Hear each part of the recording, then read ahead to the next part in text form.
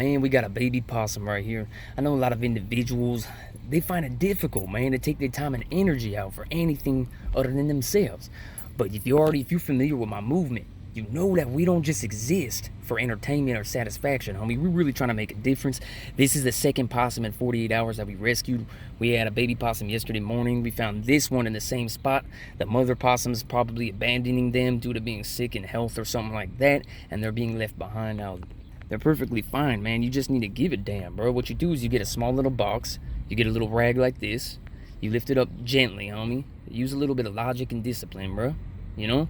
You sit it in the box carefully, and then you call your area, bro. Regardless of what city you're in, regardless of what county you're in, there are people who devote their entire lives to rescuing wildlife. And all you got to do is get these critters into their hands, and they'll rehabilitate them. So what you do is you go on Google, you look up wildlife rehabilitation, and there'll be numbers. You know what I mean? You call them people in your particular region, and you find someone to come pick it up and rehabilitate them. But you got to do the work, man. When you find an animal struggling in the roadway and suffering, bro, it's within our capability to take the animal, to safely house it for a brief segment of time and transport it to an individual capable of rehabilitating it, man. And that's real G shit.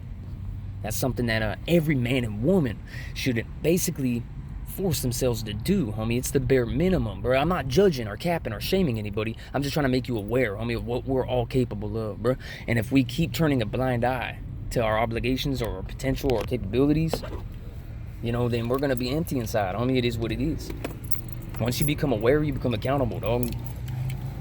It's not all about convenience, you know. I try my best to have patience.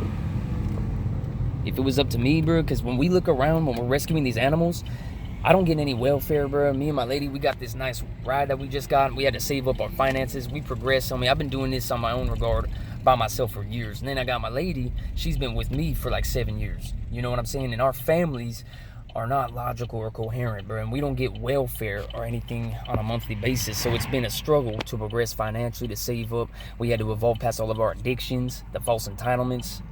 You know what I mean? That's life, though, bro. You're supposed to progress past the character defects, homie, your addictions, homie. You can't sabotage yourself forever. And there's people with vast circumstances or vast resources and foundations allotted to them, and they're encouraged to repeat their mistakes over and over again. Like these people right here, bro. It's a good example.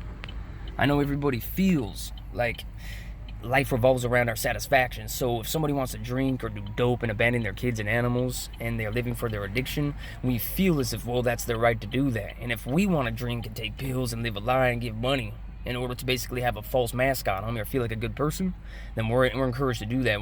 Nobody's leading by example. Nobody's saying, hey, instead of handing you cash, I'm going to lead by example. I'm going to be a logical, coherent role model, and I'm going to offer you either some guidance, some genuine insight or information or suggestions, or even maybe an employment opportunity, or at least a jacket or a sandwich or something. But cash in itself doesn't help anybody with anything, man. And I don't hate the people that I used to slam dope and rob people. I mean, that was my life. Okay, so I don't judge. I don't hate the individuals that are caught in their addiction. I hate the people in power that encourage it. You feel me? Real shit, bro.